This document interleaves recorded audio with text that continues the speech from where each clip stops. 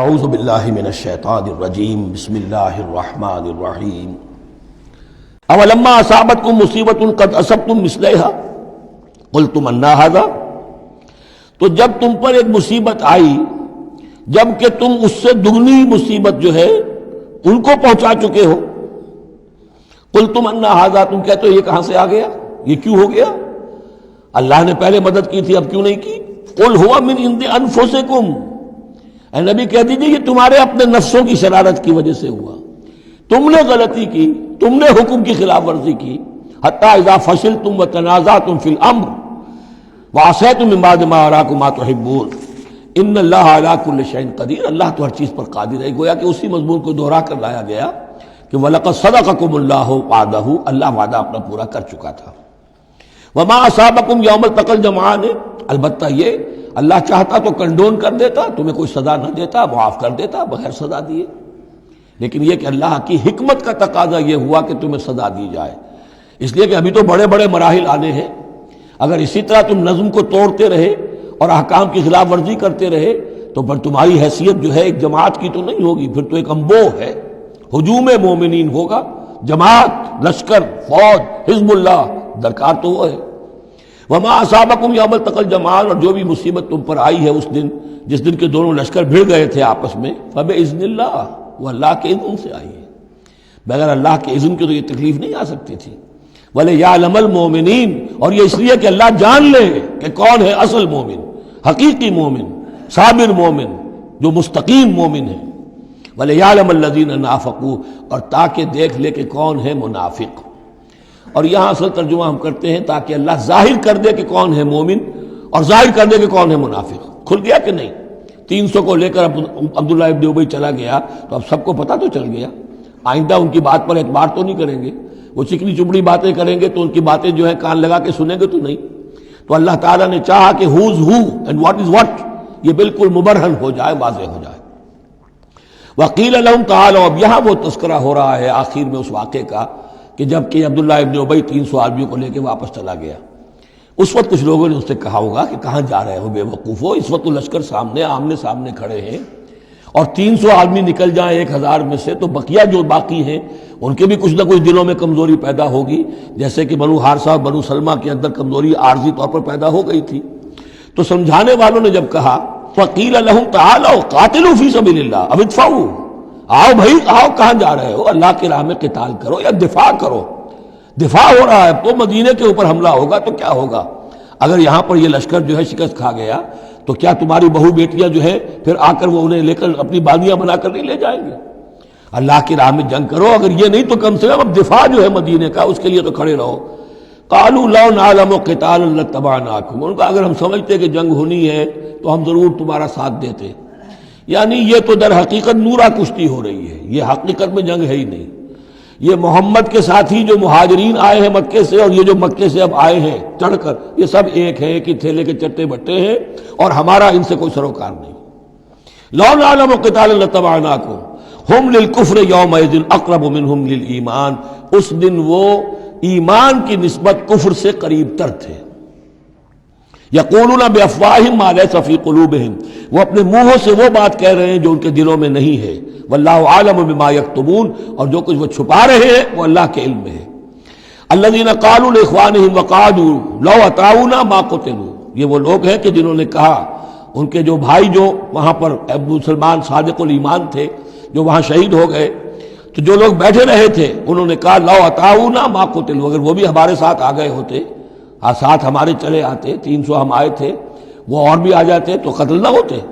قل فادرؤوا عن انفسکم الموت ان کنتم صادقین، تو اے نبی ان سے کہیے اچھا اگر سچے ہو تو اپنی جانوں سے موت کو ہٹا کر دکھاؤ، کیا موت سے بچے رہو گے؟ کیا موت یہاں گھروں میں نہیں آئے گی؟ ولا تحسبن الذین قتلوا فی سبیل اللہ امواتا، اب وہ پھر آیت آ گئی 19ویں رکوع کی، ولا تقولوا لمن یقتل فی سبیل اللہ امواتا بل احیاء ولکن لا تشعرون، سورہ بقرہ اس کے 19ویں رکوع کی آیت ہے۔ اور یہاں وَلَا تَحْسَبَنَّ الَّذِينَ قُتِلُوا فِي سَبِيلِ اللَّهِ أَمْوَاتًا، ہرگز نہ سمجھنا ان لوگوں کو جو اللہ کی راہ میں قتل ہو جائیں کہ وہ مردہ ہیں، بل احیاء، بلکہ وہ تو زندہ ہیں، عند ربهم يرزقون، اپنے رب کے پاس انہیں رزق مل رہا ہے، رزق پا رہے ہیں۔ فرحین بما آتاہم اللہ من فضلہ، وہ تو خوشیاں منا رہے ہیں، شادیانے بجا رہے ہیں جو کچھ اللہ نے اپنے فضل سے ان کو عطا کیا ہے۔ وَيَسْتَبْشِرُونَ بِالَّذِينَ لَمْ يَلْحَقُوا بِهِم مِّن خَلْفِهِمْ، اور ابھی وہ خوش وقت ہو رہے ہیں، خوشخبریاں حاصل کر رہے ہیں کہ ہمارے اور بھائی بھی جو پیچھے رہ گئے، ابھی شہادت کی خلت انہیں نہیں ملی، وہ بھی آئیں، اور جو ہمیں اللہ تعالیٰ نے ناز و نعم کے اندر اس وقت رکھا ہوا ہے اس سے وہ بھی شاد کام ہوں جو ان کے پیچھے ہیں۔ اللہ خوف علیہم ولا هم یحزنون، کہ ان پر کوئی نہ خوف ہوگا اور نہ وہ کسی حزن سے دوچار ہوں گے۔ یستبشرون بنعمت من اللہ وفضل، اور وہ تو خوشیاں منا رہے ہیں اللہ تعالیٰ کی نعمت کی وجہ سے اور اس کے فضل کی بنا پر، وَأَنَّ اللَّهَ لَا يُضِيعُ أَجْرَ الْمُؤْمِنِينَ، اور یہ اس بات پر کہ اللہ تعالیٰ اہل ایمان کے اجر کو ضائع نہیں کرتا۔ الَّذِينَ اسْتَجَابُوا لِلَّهِ وَالرَّسُولِ مِن بَعْدِ مَا أَصَابَهُمُ الْقَرْحُ۔ اب یہاں اصل میں جو آیات آ رہی ہیں اس کے بارے میں دو قسم کی روایات ہیں تاریخ کی۔ ایک تو پختہ واقعہ یہ ہے کہ حضور صلی اللہ علیہ وسلم نے جب یہ پتہ چل گیا کفار چلے گئے، اب جو بھی کچھ ضروری کام تھے وہ کیے، جو بھی شہداء تھے دفنایا، پھر اچانک آپ کو خیال آیا کہ یہ کفار چلے گئے ہیں، لیکن ہو سکتا ہے انہیں اپنی غلطی کا احساس ہو کہ مسلمان جو ہیں اس وقت تو یوں سمجھیے کہ وہ بالکل اس حالت میں تھے کہ ہم ختم کر سکتے تھے کہ دوبارہ نہ آ جائے، سیکنڈ تھاٹ نہ ہو۔ تو آپ نے فیصلہ کیا لوگوں مسلمانوں چلو تعاقب کرو تاکہ انہیں معلوم ہو جائے کہ ہماری ہمت ہاری ہوئی نہیں ہے، انہیں پتہ چلے گا کہ مسلمان اس وقت بھی اس کیفیت میں کہ ہمارے تعاقب میں آ رہے ہیں تو پھر وہ جرأت نہیں کریں گے۔ تو اس وقت اہل ایمان جو تھے انہوں نے اس کے باوجود کہ جسم جو ہے زخموں سے چور چور تھے، اتنا بڑا صدمہ پہنچا تھا، پھر وہ تیار ہو گئے اور حضور 8 میل تک حمراء الاسد تک چل کر آئے مدینے سے باہر، اور وہاں جو ہے ابو سفیان کو وہ خیال فی الواقع آ چکا تھا اور وہ لوٹنے کی فکر کر رہا تھا۔ ایک تاجر ادھر سے آ رہا تھا، اس نے کہا تھا جا کے مسلمانوں سے بتا دو کہ میں بہت بڑا لشکر لے کر آ رہا ہوں فوراً۔ تو آ کر انہوں نے کہا بھی، لیکن اس کے بعد انہوں نے کہا کہ جو بھی ہو سو ہو، جو اللہ کا حکم ہے اس کے رسول کا حکم ہے، ہم تو کمر کس کے آ گئے ہیں۔ اسی طرح کا واقعہ بیان ہوتا ہے کہ ابو سفیان جاتے ہوئے یہ کہہ گیا تھا کہ اب اگلے سال دوبارہ ملاقات ہوگی بدر میں، یعنی 1 سال پہلے بدر میں جنگ ہوئی تھی، اب 1 سال کے بعد جو ہے یہ احد میں ہم آ گئے مدینے پر حملہ آور ہو کر، اب ہمارے تمہارے درمیان تیسرا مقابلہ بدر میں ہوگا اگلے سال، وہ بدر صغریٰ کہلاتا ہے۔ تو حضور اس کے لیے نکلے، گئے بدر تک، ادھر سے ہی ابو سفیان اپنا پورا لشکر لے کر آئے، اور اس مرتبہ پھر وہی کیا کہ کچھ لوگوں کے ذریعے سے ہراسمنٹ پیدا کی، خوف پیدا کیا کہ لوگوں کیا کر رہے ہو بے وقوفو، وہ قریش تو بہت بڑا لشکر لے کر آ رہے ہیں، بہت بڑا لشکر لے کر آ رہے ہیں۔ تو اس کے جواب میں مسلمانوں نے وہ صبر والے کلمات کہے جو آ رہے ہیں۔ تو یہ دونوں یہ الفاظ جو ہیں، یہ آیات دونوں پر منطبق ہو سکتی ہیں۔ الذین استجابوا للہ والرسول من بعد ما اصابہم القرح، جن لوگوں نے لبیک کہی اللہ کی پکار پر اور رسول کی پکار پر اس کے بعد کہ انہیں چرکے لگ چکے تھے، زخم، ان کے جسم زخمی تھے۔ للذین احسنوا منہم واتقوا اجر عظیم، یقیناً ایسے محسنین اور متقین کے لیے بہت بڑا اجر ہے۔ الذین قال لهم الناس ان الناس قد جمعوا لكم، جنہیں آ کر خبردار کیا تھا اور جن کو خوف دلایا تھا لوگوں نے کہ دیکھو لوگ بڑی جمع ہو گئے ہیں، بڑی قوت، بڑی جمعیت آ رہی ہے، فخشوہم، ان سے ڈرو، فزادہم ایمانا، اس سے ان کے ایمان میں اور اضافہ ہو گیا۔ وقالوا حسبنا اللہ ونعم الوکیل، اور انہوں نے کہا اللہ ہمارے لیے کافی ہے اور اس کا سہارا سب سے اچھا سہارا ہے۔ فانقلبوا بنعمت من اللہ،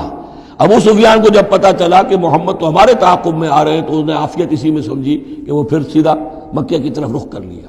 اور یہی معاملہ ہوا ہے کہ بدر صغریٰ جو دوسری مرتبہ وہ بدر میں آنے کا، جب اس نے سنا کہ محمد الرسول اللہ تو اپنے پورے ساتھیوں کے ساتھ آ گئے ہیں تو کوئی کنی کترا کر اور طرح دے کر نکل گیا، مقابلے میں نہیں آیا۔ فانقلبوا بنعمت من اللہ، تو وہ لوٹ آئے اللہ تعالیٰ کے انعام سے، نعمت سے، وفضل، اور اس کے فضل سے، لم یمسسہم سوء، کوئی برائی ان کو مس نہ کر سکی، کوئی تکلیف نہیں پہنچی، آزمائش تھی وہ اللہ نے کر لی۔ واتبعوا رضوان اللہ، انہوں نے تو اللہ کی رضا کی پیروی کی۔ واللہ ذو فضل عظیم، اور یقیناً اللہ تعالیٰ بڑے فضل کا مالک ہے۔ صدق اللہ العظیم۔